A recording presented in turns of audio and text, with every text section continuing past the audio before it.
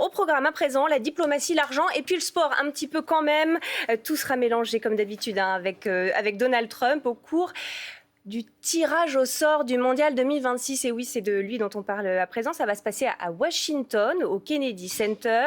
Et on en parle avec nos invités. Grégory Naboulet, bonjour. Bonjour. Vous êtes journaliste au service des sports de France Télévisions. Bienvenue sur ce plateau. On accueille également Julien Froment. Bonjour. Vous êtes journaliste à la direction des sports de Radio France. On est ravis de vous recevoir tous les deux, en présence également toujours d'Alban Mikosi. Je suis resté, j'adore le foot. Qui adore le foot et la géopolitique, car il en est question bien sûr aussi dans un événement planétaire auquel vont participer 48 pays, des matchs organisés dans 3 pays à la fois, le Canada, le Mexique et bien sûr les États-Unis. Alors le but de tout ça, est-il encore le sport ou bien de faire marcher et de faire bien tourner la machine à cash ? En tout cas, c'est l'autoproclamé roi du deal, Donald Trump, qui va donc présider à ce tirage au sort et ça promet forcément du spectacle. Figurez-vous bien évidemment que des records sont déjà battus. Écoutez.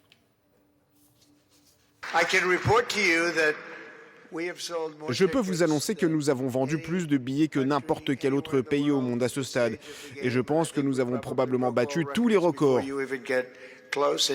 Vous n'avez jamais rien vu de tel en termes de vente de billets. Je me suis fait beaucoup d'ennemis en disant aux gens « Désolé, je ne peux pas vous avoir de billets ». Alors 48 équipes, des matchs sur 3 pays, à quoi ça arrive encore ? Est-ce qu'on a définitivement perdu tout sens de la mesure, Grégory Naboulet ? C'est une bonne question. Ce qui est sûr, c'est qu'on est au pays de la démesure, avec Donald Trump qui va polariser cette Coupe du Monde de foot.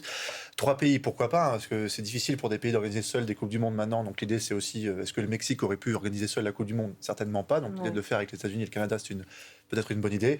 Après, on a l'impression qu'il y en a un des 3 qui va clairement voler la vedette aux autres. Lequel ?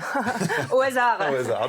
Les États-Unis. Est-ce qu'il y a encore quelque chose de vraiment populaire dans cette Coupe du Monde ? On va en parler aussi, le prix des billets. Ce sera un frein gigantesque. Le prix des billets qui a été multiplié quasiment par 4 pour certains événements. Julien Froment ? Oui, de toute façon, la FIFA, c'est pas une entreprise philanthropique. Il faut aussi savoir de qui on parle. Elle est là pour faire de l'argent. Les États-Unis aussi. Donc voilà, clairement, cette Coupe du Monde sera une Coupe du Monde qui va coûter cher, très cher aux supporters qui vont vouloir y assister. Vous l'avez dit sur le prix des billets. Je crois que les billets les moins chers, c'est $60. Et encore, c'est un quart de tiers de cinquième de virage du stade. Il y aura très peu de place à ce prix-là. Les billets sont quasiment à $300-400 pour assister à un match de groupe. Donc voilà, oui, cette Coupe du Monde, c'est la Coupe du Monde, vous l'avez dit, de la démesure et surtout économiquement, quoi. Ouais, c'est la Coupe du Monde aussi, de Donald Trump, par la force des choses, très clairement. Alban Mikosi, on va parler beaucoup de lui. C'est lui qui va présider à ce tirage au sort à 18h. On n'est pas là pour aborder l'aspect sportif, on l'a bien compris, mais tout ce qui va se passer autour, y compris en termes de diplomatie autour de cette rencontre. Bon, Alban, premier constat, on a 48 pays, dans des pays assez indésirables pour le président américain. On a l'Iran... on a Haïti qui sont d'autres qui ne sont pas encore qualifiés, mais qui sont pas exactement les bienvenus aux États-Unis. Alors, Donald Trump a pris, vous savez, un arrêté qui interdit 19 pays d'avoir accès au territoire américain. Parmi ces pays, il y a l'Iran, il y a Haïti. Donc là, il y a au moins un problème. Et Donald Trump a résolu la question en disant non, mais les équipes auront le droit de venir, c'est encore heureux, et les entraîneurs aussi. En revanche, ils n'auront pas de supporters. Donc vous voyez d'ores et déjà un tri qui va être ordonné par l'administration américaine entre les supporters qui auront le droit d'accéder au match et ceux qui n'auront pas le droit d'accéder au match. Ça, c'est déjà un premier problème. Et puis, puisque j'y suis et puisque j'ai la parole, tout à l'heure, vous assisterez à cette cérémonie dans laquelle la FIFA va remettre un prix à Donald Trump. Un prix. Moi, j'ignorais que Donald Trump était arrière-gauche dans l'équipe nationale des États-Unis, ou arrière-droit plutôt d'ailleurs. En fait, on se demande à quel titre Donald Trump obtient un prix de la FIFA. Même Vladimir Poutine, et j'y étais à l'époque, à l'organisation de la Coupe du Monde en Russie, même Vladimir Poutine n'avait pas exigé d'obtenir un prix de la Fédération internationale de football. Tout est mélangé. La politique est partout, l'argent est partout. Un prix de quoi ? C'est une Coupe du Monde qui est très éloignée. Un prix de la paix. Oui, parce que comme il n'a pas eu son prix Nobel de la paix, la FIFA a inventé un prix de la paix et va remettre le prix de la paix de la Fédération internationale de football à Donald Trump. Je ne sais même pas si on va parler de la FIFA, Alban, c'est plutôt Gianni Infantino, le président de la FIFA, qui a presque sorti du chapeau ce prix. Il y a beaucoup de membres de la FIFA qui ont découvert l'existence de ce prix par communiqué de presse. Donc c'est vraiment, ça symbolise ce que les Américains appellent la bromance entre Donald Trump et Gianni Infantino, le patron Vous de la voyez au milieu FIFA, de l'image, la Oui. couleur on voit bleue. ici, qui... Il sait le brosser dans le sens du poil, on va dire, le il joue président son américain. rôle, le rôle qui sait le mieux jouer, c'est le rôle du courtisan. Il l'a fait avec Vladimir Poutine en 2014, il joue au foot avec lui dans son bureau, il l'a fait avec l'émir du Qatar, il le fera bientôt avec l'Arabie Saoudite. Et là, il le fait avec Donald Trump parce qu'il sait qu'il a un intérêt à gagner, notamment économique. Est-ce qu'on est si loin des relations internationales, de la façon dont elles fonctionnent finalement avec Donald Trump aujourd'hui, Alban Non, Nicosi? regardez, on est dans le bureau de la Maison-Blanche, là il est à la Coupe du Monde. Ce qui est un privilège, Ce qui attention. est un privilège, théoriquement, la Coupe du Monde, c'est quand même pour le capitaine et l'équipe qui gagne. Les vainqueurs, oui. Voilà, bon, Donald Trump donc, a dû gagner quelque chose qui nous a échappé. Moi, je m'interroge quand même beaucoup. Effectivement, c'est une Coupe du Monde qui, théoriquement, est organisée par 3 pays. Il y a un seul président qui reçoit ce prix de la paix. Pourquoi la présidente mexicaine, qui d'ailleurs sera présente ce soir, pourquoi la présidente mexicaine ne reçoit pas un prix, elle aussi? Pourquoi Mark Carney, le Canadien, ne reçoit pas un prix? Voilà, pourquoi? La réponse. Mais j'ai pas de réponse. Vous n'avez pas de réponse? On va revoir une scène qu'on entreaperçoit depuis tout à l'heure, le moment où Gianni Infantino, justement, lui permet de toucher la coupe. Il lui dit, vous êtes un gagnant, Donald, vous avez le droit de la toucher. C'était en août dans le bureau ovale, regardez. Nous avons également apporté ceci, le trophée du vainqueur. C'est le trophée remis au vainqueur de la Coupe du Monde de la FIFA. Seul le président de la FIFA, les présidents des pays participants et le vainqueur lui-même peuvent le toucher, car il est réservé aux vainqueurs. Et puisque vous êtes vainqueur, vous pouvez bien sûr le toucher, vous aussi. Il est assez lourd, c'est le trophée du vainqueur. Le dernier à l'avoir soulevé est Léo Messi, Lionel Messi d'Argentine. Et le voici dans le bureau ovale de la Maison-Blanche. Je peux le garder?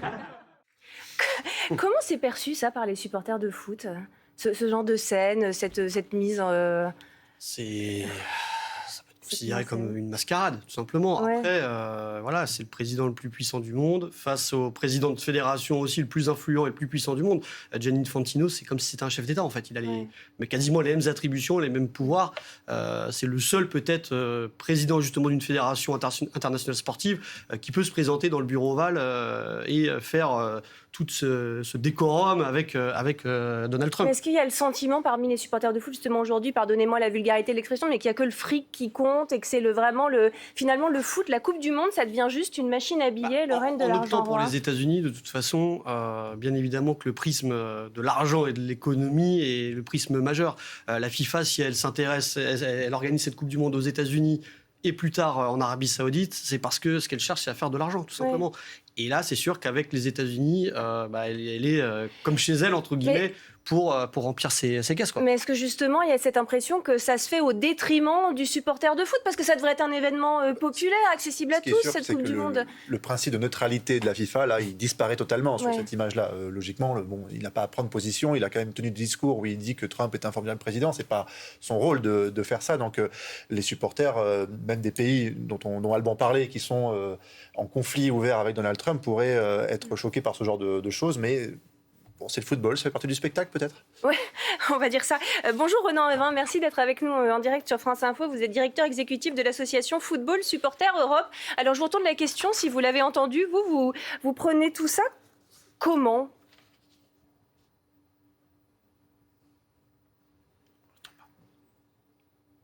Alors malheureusement, on ne vous entend pas, Ronan. On va vous laisser remettre le son de votre ordinateur. En attendant, ce qu'on va faire, c'est qu'on va regarder la petite surprise qui attendait les supporters de foot, qui se sont dit tiens, si on allait faire un tour en Amérique pour cette Coupe du Monde, et qui ont commencé à regarder les billets sur Internet. Alors les billets pour accéder au stade, mais pas seulement, pour les hôtels aussi. On vous rappelle qu'en partie c'est organisé aux États-Unis, bien évidemment. Business is business. Regardez ce sujet de Franck Genozo.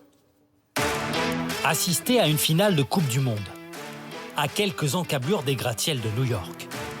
Ce rêve, des milliers de supporters de l'équipe de France le partagent. Pourtant, la réalité des prix pourrait très vite les refroidir. 700, 600, 600, 600 pour une nuit, très bien. On pourrait presque trouver des meilleurs prix d'avion aller-retour Paris qu'une nuit d'hôtel à Manhattan. Le logement, les transports, la nourriture et bien sûr les tickets, ces fans qui ont déjà suivi plusieurs Coupes du Monde ont fait leurs calculs. 15 000 € pour une personne pour 3 semaines, on commence à avoir des très très bonnes vacances. Peut-être sur une durée un peu plus courte et on ne fera pas l'intégralité de la compétition et on manquera une petite partie de certains matchs de l'équipe de France.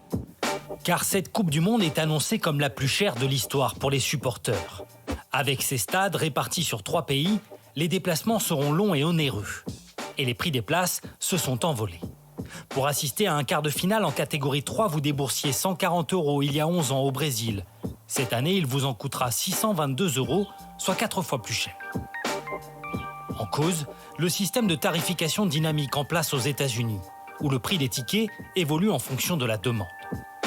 Mais l'achat des places ne sera peut-être pas le principal problème des supporters, car il faudra d'abord se loger. À 2 pas de l'emblématique Times Square à New York, cet hôtel se prépare à accueillir des centaines de supporters.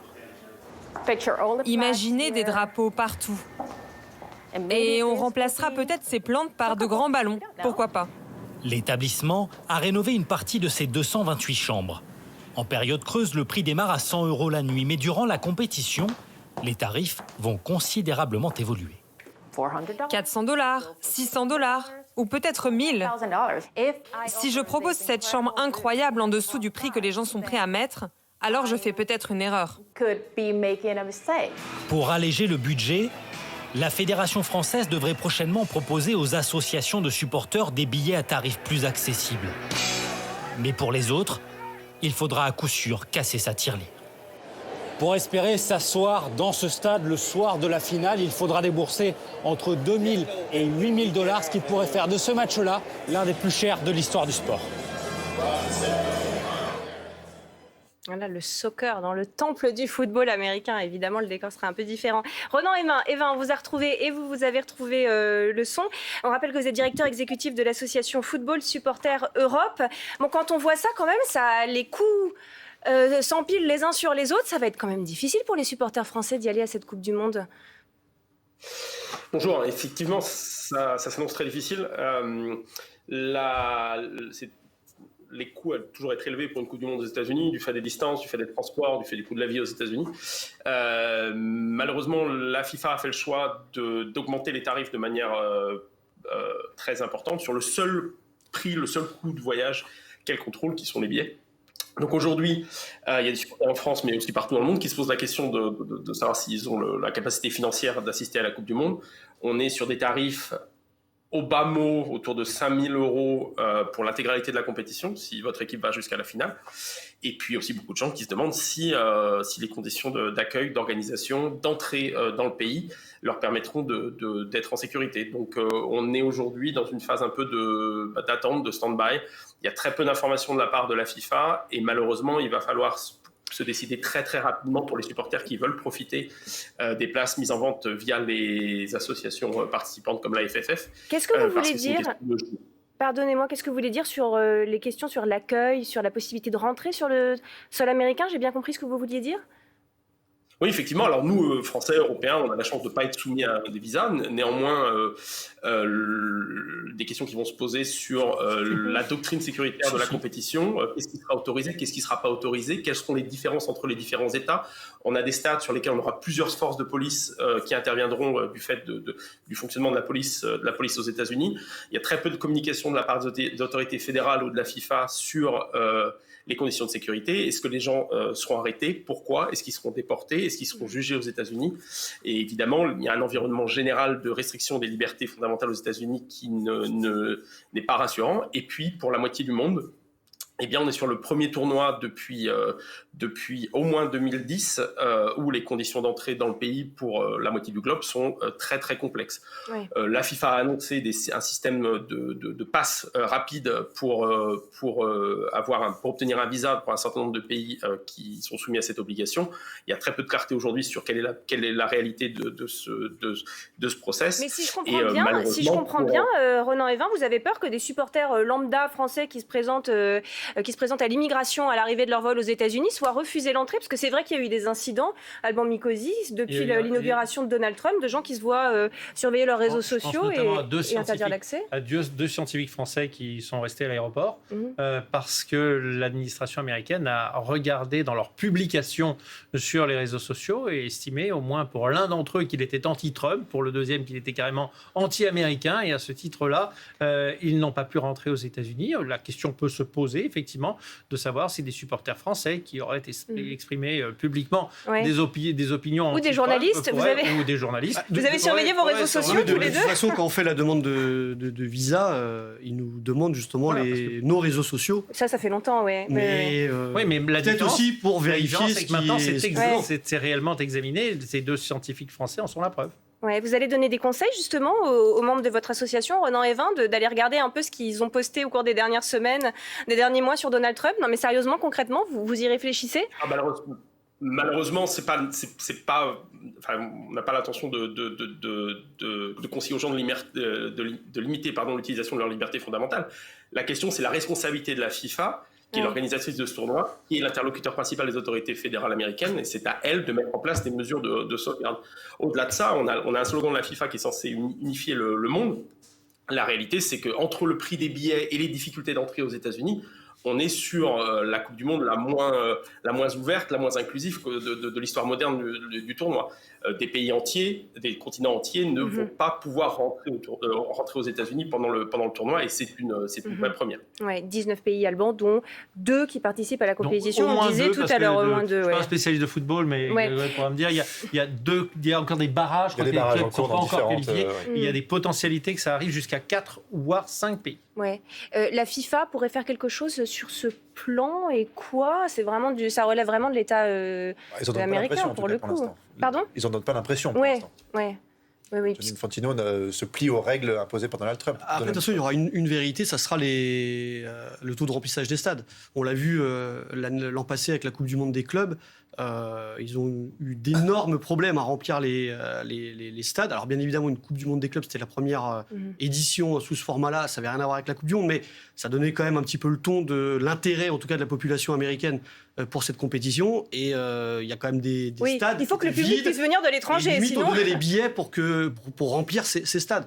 Donc là, l'interrogation, c'est de savoir, est-ce que sur cette Coupe du Monde, si il y a un quart de la population mondiale, enfin en tout cas des pays qui ne peuvent pas assister à cette Coupe du Monde, est-ce que les Américains, eux, vont aller, je sais pas moi, voir Curaçao, Serbie, je ne sais quel match, un match entre guillemets lambda de la Coupe du Monde. Il y aura des ajustements. Parce que vous soulevez un problème. Alors, la participation de Curaçao, qui préoccupe particulièrement. Qui amuse particulièrement Alban. Curaçao, encore une fois, j'ai rien contre Curaçao. Non, vous aimez beaucoup, d'accord. Puisse accéder à la Coupe du Monde. J'y suis personnellement jamais allé. La chose, moi, qui attire mon attention, mais je parle sous votre contrôle, lorsqu'il y a eu la Coupe du Monde de football en France, il y avait eu 64 matchs en tout, du début à la fin. Là, on passe quand même à 104 matchs, parce qu'il y a tellement d'équipes qualifiées. 16 en plus, tellement de matchs. Donc voilà, il y a 104 matchs. C'est 16 équipes de plus que lors de la dernière édition. Avant, c'est 48. D'accord. Et la raison, elle est purement financière, plus de matchs, plus d'argent. Pardon de poser la question comme ça. La version officielle, c'est la FIFA veut ouvrir la Coupe du Monde au plus grand nombre. Et c'est... En un sens, c'est vrai, puisqu'on prend l'exemple de Curaçao, un pays confetti de 160 000 habitants qui se retrouve à disputer la Coupe du Monde. Ça fait partie des côtés positifs de cet élargissement de la Coupe du Monde. Après, bien évidemment, comme on l'a dit précédemment, la FIFA n'est pas une entreprise philanthropique. Derrière, c'est plus de revenus, plus de matchs. Et, on va avoir des matchs avec des différences de niveau assez spectaculaires à certains points de la compétition. La compétition ne sera pas forcément intéressante dès les phases de poule. La France, on connaîtra soit leur groupe, ils vont affronter des équipes très faibles. Il n'y aura pas forcément beaucoup de spectacles. Après, la Coupe du Monde, de fait, se vend bien aussi à la télé. Ce qui compte pour la FIFA, c'est les droits télé. En France, c'est M6 qui va diffuser la télévision. Ils sont quasiment sûrs de faire entre 10 et 25 millions de téléspectateurs en fonction des matchs joués par l'équipe de France. Donc c'est un produit qui se vend bien encore, et c'est ça qui fait la richesse de la FIFA. Mais pour Serbie-Curaçao, donc qui va le diffuser ça, surtout s'il est à 3h du matin avec le décalage horaire, effectivement, là, j'essaierai de le regarder. C'est pas encore fait. Tirage au sort à 18h, on le rappelle. Bon, Renan Evin, on parlait de cette difficulté potentielle, on l'a bien compris, d'accès des supporters. C'est vrai que c'est une préoccupation. Bon, l'autre préoccupation, c'est les tarifs. Alors, on entendait dans ce sujet, effectivement, que certains prix de billets ont été multipliés par 4, pour un quart de finale, par exemple, par rapport à la précédente Coupe du Monde, et que la FFF pourrait, dans une certaine mesure, aider les supporters. Ça veut dire que la FIFA fixe librement ses prix et les multiplie par 4 si elle le veut, et après, c'est éventuellement aux fédérations nationales de se débrouiller pour aider leurs supporters. Alors, je ne crois pas que la FFF compte financer une partie des billets. Ce qui se passe, en revanche, c'est que 8% de la capacité du stade revient aux deux équipes. Donc 16% au total revient aux deux équipes qui s'affrontent. Donc si la France joue contre Curaçao au premier tour, 8% de chaque côté reviendront aux fédérations concernées. Ces places ne sont pas soumises à la tarification dynamique, contrairement au reste du stade. Donc ça restera des places à prix fixe, qui sont les prix que vous avez présentés dans le reportage précédemment. En revanche, le reste du stade, donc les 84% qui restent, sont soumis à la tarification dynamique. Et donc c'est là que les prix s'envolent. C'est là aussi que les prix s'envolent à la revente, puisqu'il n'y a pas de prix maximum à la revente. Donc on voit des places qui circulent à 45 fois la valeur faciale actuellement. Et ce qui pourrait se passer également, c'est que des billets pourraient aujourd'hui être très chers, 300, 400, 500 $ pour les matchs de la phase de poule.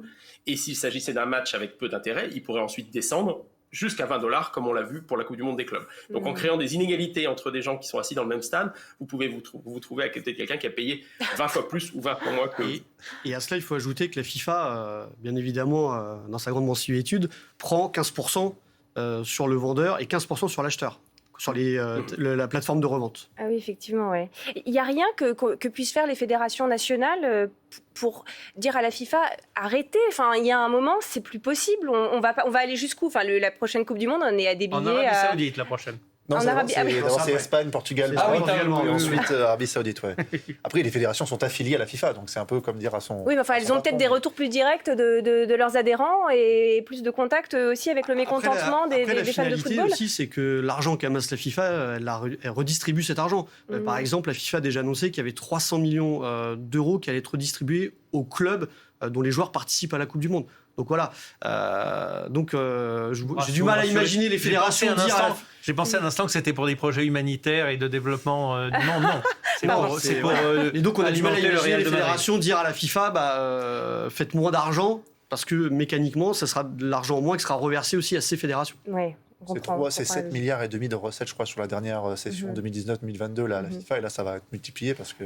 Tant que les billets se vendent, on va dire. Voilà, on verra aussi à quel point les stades sont remplis ou pas. Dernier point, parce qu'on parlait effectivement de ce moment où la géopolitique rencontre le sport, avec cette interdiction des supporters iraniens et haïtiens de rentrer sur le sol américain. Mais Alban, c'est pas tout.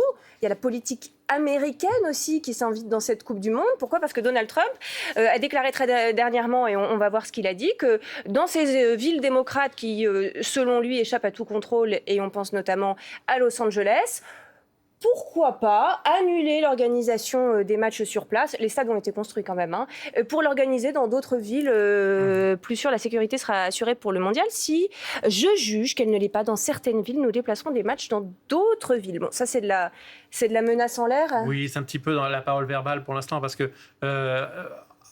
se déplacer au dernier moment, c'est arrivé une fois. C'était le Mexique, qu'il y avait eu un tremblement de terre. Il faut un argument. Donc, on va dire que dans un cas de force majeure, il va de soi que d'autres villes pourraient accueillir finalement d'autres matchs. Mais prendre la décision, je juge qu'aucun match n'aura lieu à Los Angeles, et pourquoi pas déplacer les prochains Jeux Olympiques qu'ils ont aussi prévus à Los Angeles, je vous le rappelle. Donc, bon, on peut dire que pour l'instant, c'est de la menace. Donald Trump, c'est pas sa première déclaration en l'emporte-pièce quand même. Oui, non, mais c'est sûr. Enfin bon, ça contribue pas à la sérénité avant l'organisation de ce mondial. Et en même temps, on se dit, bon, on a vu que ton meilleur ami, c'était Infantino, donc on est relativement tranquille, ça ne se passera pas.